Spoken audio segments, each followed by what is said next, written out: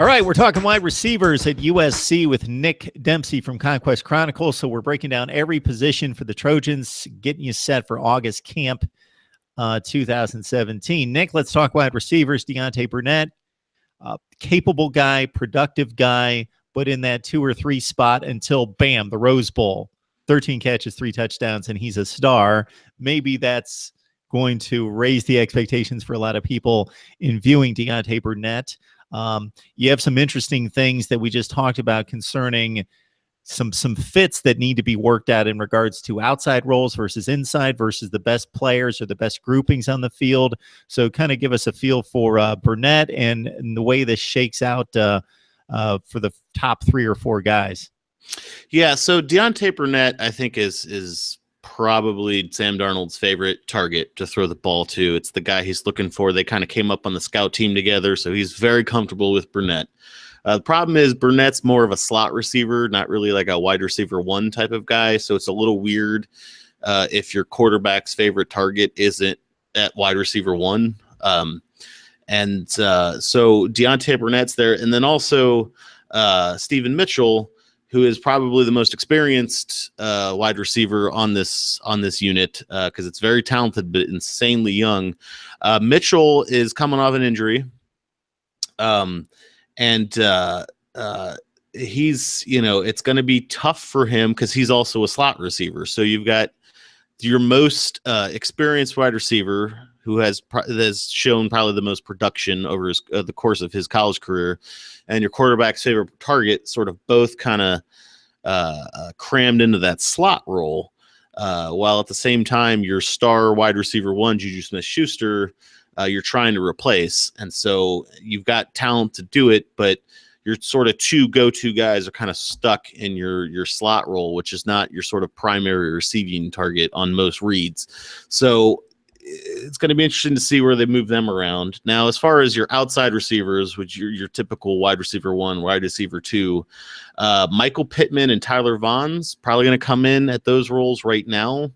The one thing I will say about the USC wide receivers is that there is a ton of talent, but everyone's very young. Redshirt freshmen, true freshmen, couple of sophomores. So there's a lot of talent, but it's also a lot of sort of unproven talent. And so you look at Michael Pittman, he's coming in as a sophomore. Last year, he only had 6 catches for about 82 yards. He showed a ton of promise. He was brought in on special teams as well. He is progressed nicely. He came in last year. Once Darnold really started to spread the ball out, you saw his production go up. So he could come in as your wide receiver 1. Again, still very early. This might not, that depth chart might still keep changing and moving well into the season. It's tough to say. And then sort of on the other side, you're going to have Tyler Vaughn's, a redshirt freshman. He was a 5-star recruit, possibly a 4, depending on who you ask. He was the 3rd best wide receiver in the entire nation in his class when he came in. You don't want to put this sort of expectations on a kid too early, but his offensive coordinator, T. Martin, has flat out said this is probably the shiftiest receiver he's seen at USC since Marquise Lee. That's a pretty high bar. That's a pretty bold claim to make.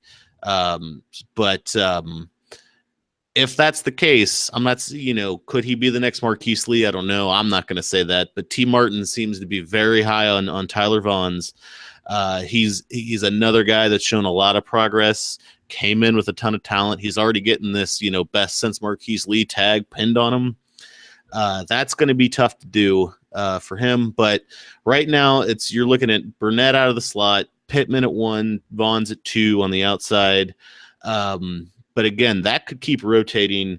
Stephen Mitchell, if he could come in and sort of be a steady hand early on, especially as these young guys get their feet wet, he might get moved around out of the slot so that you could have Burnett and Mitchell on the field. But Mitchell's coming off a season-ending knee injury from last season, so who knows where he's going to be at health-wise. You got Josh Imatorbhebhe, one half of the Imatorbhebhe brothers. He's coming in, freshman. You got Trevon Sidney. You got Randall Grimes. You got 5-star wide receiver Joseph Lewis, who just came in, was just signed this last recruiting period. You want to, again, for a 5-star recruit like that, when you have this much depth, the impulse will be there to redshirt the guy, but it's going to be hard not to. You've also got USC's third-string quarterback, or fourth, depending on how you want to look at it, Jalen Green, another of the highly experienced guys. Him and Stephen Mitchell are sort of the old hands on this staff, in this position group anyway. So he's going to come in as like a backup or in the rotation for probably outside receiver 1 or 2. It's tough to say. But with all this young talent, there's two major questions. You'll get production. I'm not too concerned about production out of the wide receiver core, but there's two major questions. One, who sort of emerges from this as the next Juju, as the next go-to guy, as the guy when you have to move the ball 30 feet on third down, who's getting it? Who emerges as that guy? Right now, it seems to be like Deontay Burnett, your slot receiver, is going to get that. But someone else for wide receiver 1 is going to have to show up and do that. So who breaks out of this pack as sort of your most reliable receiver? That's the first thing. And then the second thing, you've got a quarterback in Sam Darnold, who came in, game 4 last year as the starter, just lost his top 2 targets from to the draft or graduation. And he's got this whole new crop of receivers coming in. So the second question is not just who breaks out, but how well are they going to mesh with their new quarterback? Because you got to get everybody on the same page. You got to know where all your guys like the ball, when they want the ball, where they want the ball. Do they like it thrown hard in the gut? Do they like it thrown soft up over the shoulder? So it's just going to take some time for this new crop of wide receivers to come in and just get comfortable with Sam Darnold, and for Sam Darnold to get comfortable for them. I will say this though: player run practices for this unit in particular, and how they work well with the quarterback over the summer, are going to be very crucial. That's the time that quarterback and all of these new wide receivers are really going to start to get comfortable with one another, really start working well as a team. So this is, for this wide receiver unit, it's a very important summer for them and for the passing game in general. I'm not concerned about the talent level, but I am concerned about just sort of getting everyone working as one functional team, and just see who breaks out and who Darnold loves throwing the ball to. So I'm excited to see who emerges from this group. I'm excited to see what this group can prove. I'm excited to see who's taken over Juju's spot. But it's going to be a very busy summer for them and a very important one. But it should turn out to be pretty amazing results for the USC passing game this season and beyond.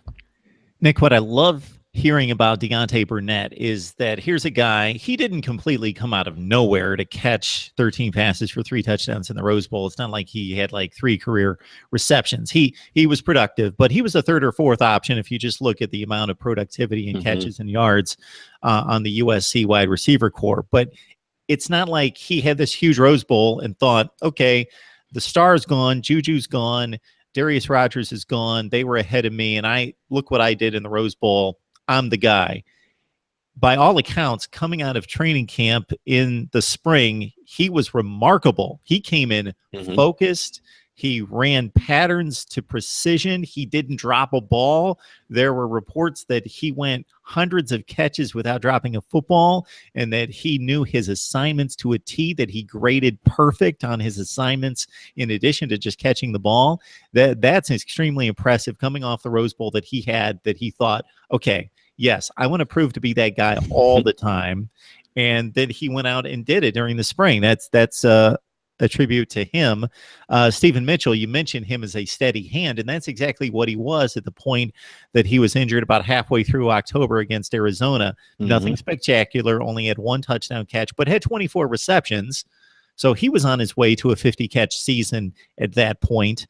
And then we hear great things about Pittman. Deontay Burnett, in characterizing him, just said, this guy is probably the most physical receiver we have, 6'4", 210. So he's got the measurements, but we haven't gotten a chance to see him do it against big-time competition. As you mentioned, just 6 receptions last year, but apparently against his teammates on the other side of the ball, he's showing that he uses that frame to his advantage, and he's a big physical receiver. So the position is stacked, and as you mentioned, it would be great if Joseph Lewis didn't even have to factor into it. Not good for him, but good for USC's outlook going beyond 2018 if Joseph Lewis doesn't have to be used, the stud out of LA. It's a wide receiver position that's stacked, inexperienced, but stacked, as you mentioned. Nick Dempsey from Conquest Chronicles breaking down wide receivers with us. We are looking at each and every position for USC as we head toward August. Nick, it's always a good discussion. Of course, Mark, anytime.